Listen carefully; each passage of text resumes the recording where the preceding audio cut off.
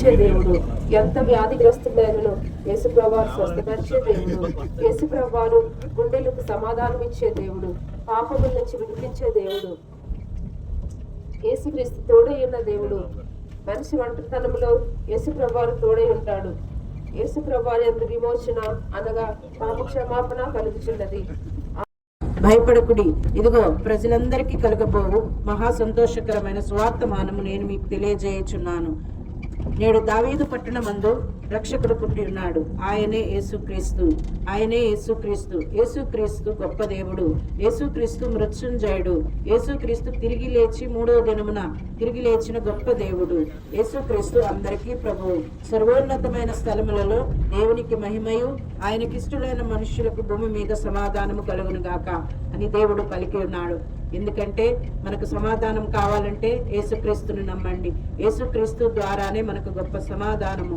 యేసుక్రీస్తు ద్వారానే మనకి నెమ్మది. యేసుక్రీస్తు గొప్ప దేవుడు. ఆయన ఆశ్చర్యకరుడు, అద్భుతకరుడు. మీ అందరికీ యేసు ప్రేమాలయం తరపున క్రిస్మస్ శుభాకాంక్షలు. యేసుక్రీస్తు అందరికీ ప్రభువు.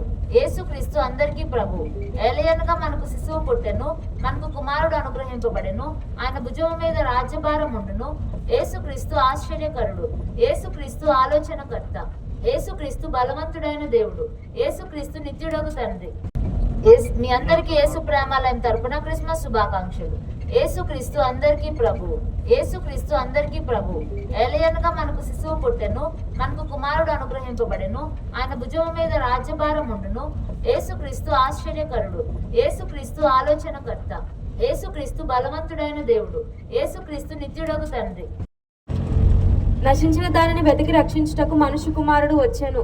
ఏ భేదమును లేదు, అందరూ పాపం చేసి దేవుడు అనుగ్రహించి మహిమను పొందలేకపోచున్నాము. యేసుక్రీస్తు అందరికీ ప్రభువు. యేసు ప్రేమాలయం తరపున మీ అందరికీ క్రిస్మస్ శుభాకాంక్షలు.